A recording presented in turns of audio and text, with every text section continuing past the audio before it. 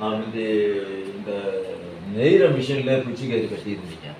அதை இந்த சட்டத்தை மாத்தினால ஏற்கனவே நீங்க பேட்டி குடுத்துருக்கீங்க. ஆமா. இப்ப இதுல என்ன நன்மை அடைஞ்சிருக்கீங்க? இது வந்து முதல்ல நர்ஸப்போ எங்களுக்கு கடுசா இருந்தது. சரி. இதில் கட்டினேன்னா ஈஸியா இருக்கு. இழுக்கிறதுக்கு கை வலி இல்லாமல் கால் வலி உடம்பு வலி அதுவும் இல்லாமல் ஈஸியா இருக்குது.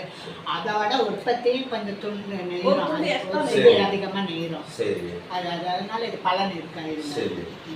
வேகமாக வருது. சரி, நீங்க வந்து அள்ளு பிடிக்க முடியல, வெயில்ல போக முடியல, கஷ்டமா இருக்குன்னு நெசுவை நிறுத்திடுறேன்னு சொன்னீங்க. அப்புறம் தான் நான் வந்து இந்த எங்க பவர்லூம்ல வடிவமைக்கிற மாதிரி வடிவமைச்சு கொடுத்துருக்கேன்.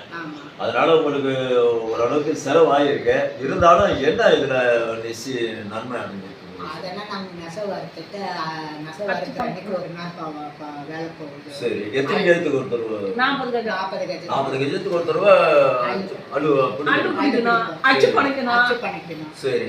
அச்சு பறக்கிற அன்னைக்கு ஒரு நாள் வேலை போகுது. அள்ளு பிடிக்கிற அன்னைக்கு ஒரு நாள் வெயில புடிச்சிட்டு வந்து கலப்பா படுத்துறோம். கை கால் வலி எடுத்துக்கிறது. சரி. கலப்போகுது 2 நாள் வேலை போகுது. சரி. ஆனா சாயந்தரத்துக்கு மேல அதை நீட்டிடுவோம். அள்ளு பிடிக்கிற அன்னைக்கு கொஞ்சம் மத்தியானத்துக்கு மேல வந்து தான் நீட்டி இது பண்ணி சுத்தம் பண்ணி வச்சுடுவோம். அதுக்கு அடுத்த நாள் தான் வேலைக்கு போவோம். அப்போ ஒரு பாவுக்கு 2 நாள் போயிடும். ஆமா. அது இல்லாம அச்சு பண்ணிக்கிற செலவு, அது யாராவது ஜாயிண்ட் போட்டு அள்ளு பிடிச்சா காசு இருக்கு. இப்ப உங்களுக்கு வந்து நான் வந்து கிட்டத்தட்ட ஒரு 3.5 பாவு ஒரு 6.5 பாவு போட்டிருக்கேன். 2வது பாவு நெசிட்டு இருக்கீங்க. இதனால உங்களுக்கு வந்து என்ன நன்மை அடைஞ்சிருக்கீங்க? அதுல அதை விட இது கொஞ்சம் அதிகமா துண்டு நெசு வந்து அந்த 10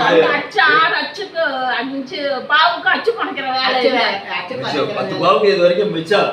அந்த காசு மிச்சம். அது இல்லாம அந்த நாள் ஒவ்வொரு தடவையும் 2 நாள் இழப்புங்கிறத அதிகமா நீங்க அந்த ஒரு 10 நாள்ல வந்து தொடர்ந்து பவுடர் மாதிரி நெய்ய முடியுது. அள்ளு பிடிக்கிற பிடிக்கிறதுக்குள்ளார இதுல காலையில 2 துண்டு நெசுறோம். அந்த டயத்துக்கு அள்ளுப்படி எப்படி இருந்தால் காலையில் 6 மணிக்கு நீட்டினோம்னா 9 மணி ஆயிடுது. அந்த 9 மணி 10 மணிக்குள்ள அந்த 2 துண்டு நெசுறோம். அந்த 2 துண்டு உற்பத்தி ஆகுது. எங்களுக்கு கொஞ்சம் ஈஸியாக. அதாவது உங்களுக்கு எப்போ வேணாலும் நீங்கள் தரையில் உட்காந்து நெய்கிற மாதிரி இது கிடைச்சிருக்குது.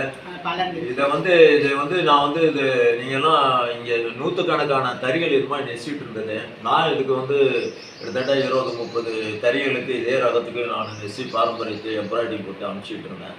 இப்போ அழிஞ்சிட்டு வர்றதுனால நானும் அதை விஷயத்தறியில் கொஞ்சம் மாற்றம் செஞ்சு இதை நெசிட்டு இருக்கேன்.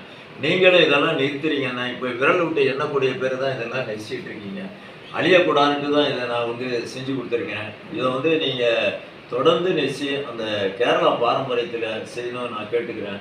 உங்களுக்கு இதனால் நன்மை அடைகிறதுல வந்து அடையிறதுனால உங்களுக்கு வந்து